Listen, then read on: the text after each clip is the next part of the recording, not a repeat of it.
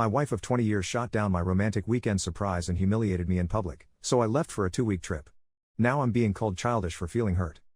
For some background, my wife, let's call her Beth, and I have been together for almost 20 years. We met in college. I was the quiet engineering student and she was this vibrant art major who somehow noticed me in the campus coffee shop where I'd hide in the corner with my textbooks. Those first few years were incredible. We couldn't keep our hands off each other, stayed up all night talking about everything and nothing, took spontaneous road trips just because we could. We had this tradition of adventure Sundays where we'd flip a coin at every intersection and just see where we ended up. One time we found this amazing little diner 3 towns over that became our place for years. When we got married, everyone said we were the perfect couple. And maybe we were, for a while. We bought our first house together when we were 27, a fixer-upper that we poured our hearts into on weekends. Beth painted these incredible murals in what would later become our son's room. I rebuilt the back deck by hand, complete with a pergola that I surprised her with for our 5th anniversary. We were a team. But like a lot of marriages, I guess, things started to change after our son came along. Don't get me wrong, becoming a dad was the best thing that ever happened to me. Those early years of parenthood were exhausting but amazing. I can still picture Beth falling asleep in the nursery rocking chair with our little guy on her chest. But somewhere along the way, we stopped being us and became just parents. Co-managers of a household. Our bedroom has been on a slow but gradual decline for the last 15 years. At first, it was the normal new parent exhaustion, then it became about busy schedules, and eventually, I don't know. It just became our new normal. I remember exactly when I realized how bad things had gotten, our 10th anniversary, when I planned this romantic dinner at home after our son went to bed. I spent all day cooking her favorite meal, bought her favorite wine, the works. She fell asleep on the couch before dessert. I told myself it was fine, that she was just tired from work. She's an event coordinator at a hotel, which means crazy hours sometimes. Fast forward to a few months ago. Our son is 18 now and mostly doing his own thing. He's in his 2nd year of college, though he still lives at home to save money. With an empty nest looming, I figured it was finally time to address the elephant in the room. So we sat down and had the talk. You know, the one, where you hash out all the things that aren't working and try to find solutions. It was actually a really good conversation. We both agreed we'd let things slide, and we came up with a plan to rekindle what we'd lost. Date nights, more quality time together, being more intentional about intimacy, the whole 9 yards. She even suggested putting our plans on the calendar on the fridge so we couldn't forget. This detail becomes important later. For a few weeks, things seemed to be improving, albeit only marginally. I was still the one initiating things 90% of the time, and I was still getting shot down about 90% of the time too. The usual excuses followed: too tired, not in the mood, headache, not feeling well, various aches and pains, etc. My personal favorite was "we can't, as you've got to be up for work early in the morning," as if she was doing me a favor by rejecting me so I could get more sleep. But I tried to stay positive. I focused on the date nights, figuring maybe we just needed to rebuild our connection. Over the last 2 months, I organized 9 date nights. Nothing fancy at first: dinner at a new restaurant, a comedy show, even just a picnic at the park where we used to take our son to feed the ducks. Simple stuff that I thought she'd enjoy. Care to guess how many of those date nights actually happened? 2. Out of 9. She canceled 7 of them, often without notice. Some were planned weeks in advance, marked on our shared calendar, her idea, remember, but she'd still breeze in after her work shift and announce she was going out with her friends instead. When I'd mention our date night plans, she'd claim she simply forgot. This from the woman who can remember every detail of a hotel event she coordinated 3 years ago, but somehow can't remember plans with her husband that are written on the calendar she passes multiple times a day. Right, I was getting frustrated, but I didn't want to give up. So I decided to go all out. I spent the last 2 weeks planning a surprise weekend away. Not just dinner or a movie, a whole experience. I booked a suite at this 5-star hotel in the city, about 3 hours drive from our suburban home. I secured reservations at this Michelin star restaurant that normally has a 6-month waiting list, had to call in a favor from a client who knows the owner. I got tickets to the theater for a show she's always wanted to see. I even arranged for some shopping time so she could pick out something nice to wear. I thought I'd covered all the bases. I checked our calendar to make sure she didn't have any plans. I even reached out to her friends, pretending I was planning a surprise party, to confirm they didn't have anything scheduled with her. I packed our bags with casual clothes and toiletries, everything we'd need for the weekend. So Friday after work, I show up to pick her up. I'm actually excited, feeling like maybe this is the turning point we need. I tell her I've got a surprise planned and she immediately starts protesting, saying she has things to do. Not specific things, mind you. Just things. I calmly tell her that everything's been taken care of, and she doesn't need to worry. She then raises the issue of clothing, but I inform her that I've got it covered. She seems to calm down at this point, and we set off, but the atmosphere in the car is glacial. 3 hours of mostly silence, with me trying to make conversation and her giving one-word answers while staring out the window. Not exactly the romantic getaway vibe I was hoping for. We finally arrive at the hotel and check in. The suite is gorgeous: corner unit, floor-to-ceiling windows with a view of the city, separate living area, massive bathroom with a soaking tub big enough for two. I had hopes, okay? She does seem to cheer up when she sees the room, doing that thing where she pretends she's not impressed, but I can tell she is. Her focus returns to me when she asks what I have planned, so I give her a brief rundown: shopping, sightseeing, dinner, and the show. We have a light lunch in the hotel restaurant and head out to do some sightseeing Friday afternoon. It's not exactly the fun, romantic day I imagined, but it's not terrible either. She even smiled a few times when we visited this art gallery she liked. Saturday morning, I wake up early, old habits from work, and order breakfast to the room, thinking maybe we can have a lazy morning together.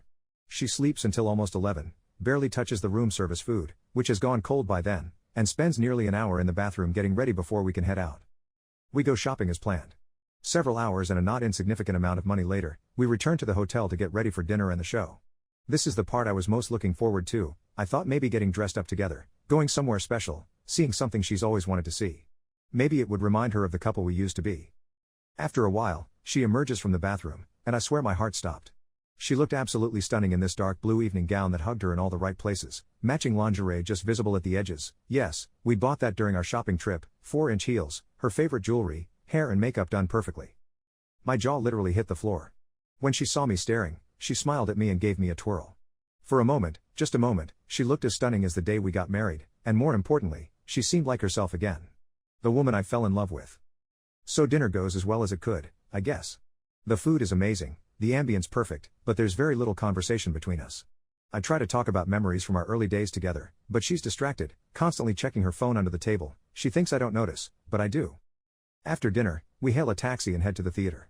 I'd arranged for a pair of mutual friends to join us. They'd actually helped me secure the tickets, as one of them has connections in the theater world. We take our seats, and I'm pleased to see Beth actually seems excited about the show.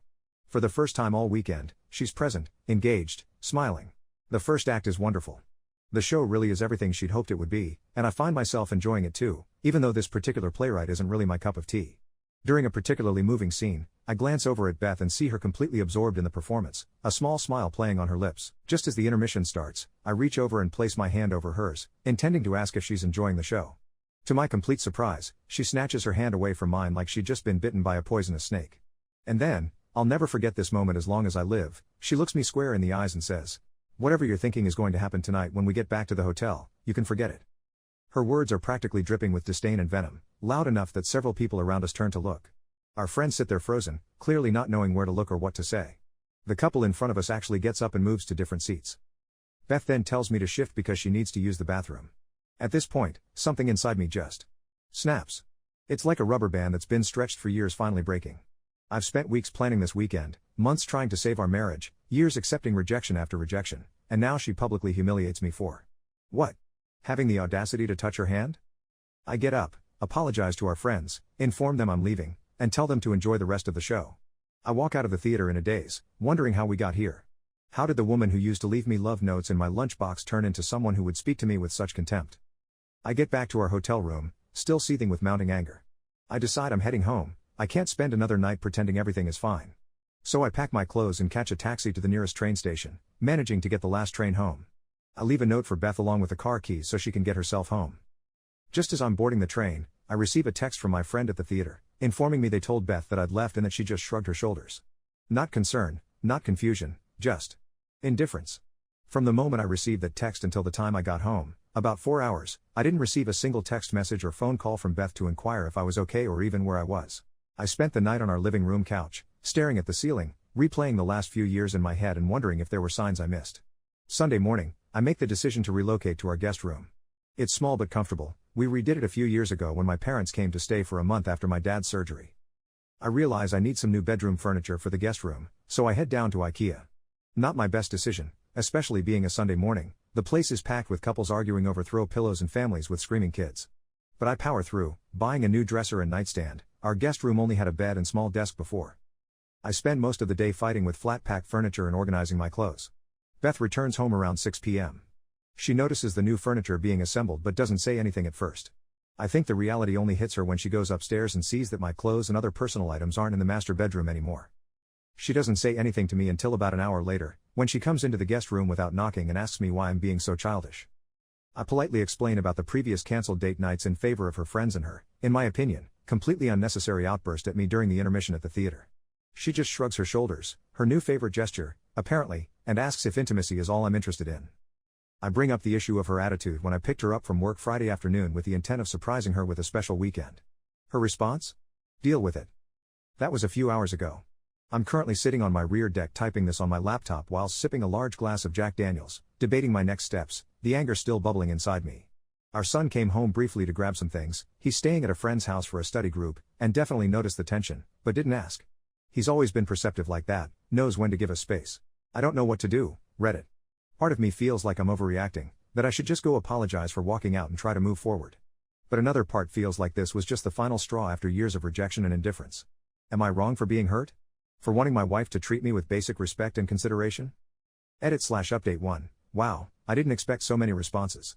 Thank you all for your support and advice. To address some common questions, yes, my son is aware of the situation to some extent. He's halfway through his college course at the moment, and while he still lives at home to save money, he's pretty independent. I've always tried to keep him out of our marital issues, but he's not blind. He can see that things aren't great between his mom and me. I'm currently treating Beth with the same cold attitude that she's been showing me. Maybe I'm wrong, and maybe two wrongs don't make a right, but I want her to know how it feels firsthand. I've made plans this weekend to head out fishing with an old friend I haven't seen in a few years. I've got no intention of informing her where I'm going or who I'll be with. I'll leave Friday afternoon before she finishes work. I don't know whether she's expecting or simply assuming I'll pick her up from work as I usually do, but honestly, that's not my problem right now. The area where we fish has no mobile phone coverage, so for the most part, I'll be unreachable. My son has an emergency contact for me if needed, but Beth will just have to deal with not knowing where I am, kind of like how I had to deal with her regularly blowing off our plans without notice. The closest I got to an apology from her was when she said, "Okay, I might have overreacted a little." That's it. After embarrassing me in front of our friends and strangers, after dismissing a weekend I spent weeks planning, after years of rejecting every attempt I've made to reconnect with her. I might have overreacted a little. At the minute, I'm trying to keep calm. Otherwise, I'll likely end up doing something that'll come back to bite me later on down the road. All options are on the table right now, including divorce, but I don't want to make any permanent decisions while I'm still angry. Edit/update 2. Well, where do I start? To begin with, my wife's best friend, I'll call her Jenny, contacted me and asked what had gone on, as apparently Beth had told her only part of what happened. So I filled Jenny in on all the gory details. To say she was shocked was an understatement. Jenny then asked me what I planned to do, considering I was planning a trip to Paris for our anniversary later in the year. Yes, I'd been saving for months to surprise Beth with a trip to Paris. She's always wanted to go, and our 20th anniversary seemed like the perfect occasion. I told Jenny that the Paris trip wasn't going ahead because of Beth's actions at the theater. My darling wife still hasn't properly apologized for her outburst. She still claims that she may have overreacted slightly, her exact words. Jenny promptly called Beth and put her on speakerphone. Jenny then proceeded to tear her a new one and, to add insult to injury, spilled the beans about the proposed trip to Paris for our anniversary. Beth proceeded to gush, saying that she knew I'd get over it as I couldn't say no to her. Her happy mood disappeared quickly when Jenny informed her that I'd canceled the trip not 10 minutes ago. The audacity of this woman, honestly, assuming I'd still take her to Paris after how she's been treating me. As for our home life, Beth decided that I was moving back into the master bedroom. She didn't ask, she just announced it. So I made the decision to relocate her belongings and personal items into the guest room and installed a lock on the master bedroom door. She kicked up quite a stink about it until I gave her the choice, either she's in the guest room or I am. As it stands at the minute, I'm not prepared to share a room with her for the foreseeable future. I'm also in the process of separating our finances. My name has been removed from our joint accounts, and limits on our joint credit cards have been reduced to prevent any potential spending sprees. She hasn't noticed any of these changes yet. I've called in a favor from a friend and had the house wired for audio and video surveillance. So far, I've not seen any evidence that she's been cheating on me as others here have suggested. Also, I got hold of her phone and installed an app just to confirm my initial findings. I've also turned the house upside down in case she has a second phone stashed away. Again, I've found nothing suspicious. I've also spoken to a solicitor concerning a separation and eventual divorce. I recently renewed my passport, and when it arrived, Beth's first reaction was to ask if the trip to Paris was back on. I replied, or rather snapped back at her, that no, it wasn't back on, and the possibility of it ever being planned again was virtually zero. She then proceeded to ask why I bothered renewing my passport if that was the case. I replied by stating that I have almost 2 months of holiday time saved up from last year and this year, so I'm planning on flying out to California to see an old friend. We've arranged for a 2-week stay and then a few days over in Ohio to catch up with another buddy. Her jaw dropped to the floor. She appeared to be trying to say something, but nothing was coming out. I think the reality that I'm making plans without her is finally starting to sink in. Edit/update 3. Yesterday morning when I got in from work, I work nights occasionally, I found Beth sitting at the kitchen table along with Jenny. By the look on Beth's face, I can only assume that Jenny tore into her again after confirming with our mutual friends who were present at the theater. Beth appeared to have been crying by the look of her eyes and face. Jenny stood up, looked at me and said that Beth had something to say to me and that she would give us some privacy. I held up my hand to stop her and asked her to remain as a witness to the ensuing conversation. I'd already set my mobile phone to record just in case. Beth started to speak, and from the first part of her sentence, it seemed like it might be a proper apology. I don't know if it was genuine or sincere because I cut her off before she could finish. I then reached into my bag and pulled out two A4 envelopes, placing them on the table in front of her. I explained the contents of the envelopes. The first contained a rough draft of a separation agreement drawn up by my lawyer, which would likely end in divorce. At hearing my words, she started crying again. Jenny calmed her down and asked her what she expected. During their conversations, Jenny had picked up on my cold demeanor and tone and suggested that Beth had pushed me too far when she humiliated me in public. After Beth calmed down, I proceeded to explain that the second envelope contained a list of marriage counselors and personal therapists, with instructions for her to choose one. I gave her an ultimatum: choose one of the envelopes. I would be leaving Sunday morning to catch my flight to the US, and she had until I returned to make her decision. I made it clear that I refused to be spoken to and treated the way I was that night at the theater. I also told her in no uncertain terms that if she started screaming at me, the second option, counseling, would be immediately removed from the equation. I also reiterated that if I found out she was seeing someone else while I was away, option 1, separation, would be selected by default. Though to be honest, I'm pretty sure she's not cheating. I think she's just fallen out of love with me and doesn't know how to address it. So that's where things stand now. I leave for the US in a few days, and when I return, I'll know whether my marriage of almost 20 years is over or if we're going to try to rebuild it from the ground up. I'll update when I return. Thanks for all your support, Reddit. Final update: I'm finally back home after having a great time catching up with friends in the US. When I turned my phone on after landing back in the UK, I thought it was going to explode. Messages, voicemails, emails, and missed calls, mostly from Beth and a few from friends and family. It turns out the friends we were with at that fateful theater night had informed my parents about what happened, along with a few other mutual friends who had inquired about my well-being since I'd been pretty much radio silent during my trip. The messages from Beth started with the usual empty platitudes and insincere apologies. I assume when I didn't respond, the messages became more menacing and darker in nature, almost threatening at points. I rang her to let her know I'd landed and would be home after stopping at my mother's house. She seemed overly affectionate and sweet on the phone, almost had me wondering if it was the same person I'd left when I headed to the US. I visited my mom, explained everything that had happened and why I took the trip abroad. She was understanding but upset that I left without telling her in person. I had left a voicemail, not realizing she doesn't know how to access them. Mom's really not tech savvy. When I finally got home, Beth practically tackled me the second I walked through the door, showering me with affection as if nothing had happened. I explained that I was tired from the flight and all I wanted was a shower and some sleep. I carried my suitcase upstairs and put it in the spare room, simply because it was closer to the stairs. Beth didn't say anything at first, though I heard her creep up the stairs and lurk around the landing, even trying the bathroom door while I was showering. Finding it locked, she went back downstairs. After my shower, I collapsed on the bed in the spare room and slept for several hours. When I woke up and went downstairs, Beth immediately got up, smiled, and came to sit on my lap, being overly affectionate again. She made small talk, asking if I'd enjoyed my trip, where I'd been, what I'd seen. I gently moved her off my lap, sat her down on the sofa next to me, and asked bluntly if she'd made a decision about the 2 envelopes I'd presented before I left. Her response? She scoffed and asked if I was really serious because she had assumed I was just being childish and throwing a tantrum. She thought I'd get over it while I was away. I informed her that I was deadly serious and asked again if she'd given it any thought. She just smirked at me and told me to stop being stupid and get over it. That was all I needed to hear. I thanked her for letting me know where I stand and immediately called my solicitor, an old school friend. Though I hated calling her on a Friday afternoon when she was likely with family, she had anticipated my call and said she'd already penciled me in for a meeting Monday afternoon to discuss my options. As I wrote down the appointment time, I caught Beth staring daggers at me, looking so red in the face I thought she might be on the verge of having a stroke or heart attack. After I finished the call, I turned to face her, and before she had time to say anything, I told her she'd made her choice and that I was serious about it. Later, I overheard her on the phone sobbing to Jenny, asking for help on how she could fix the situation. I couldn't hear Jenny's side of the conversation, but from Beth's sobs, I can only assume the advice wasn't what she wanted to hear.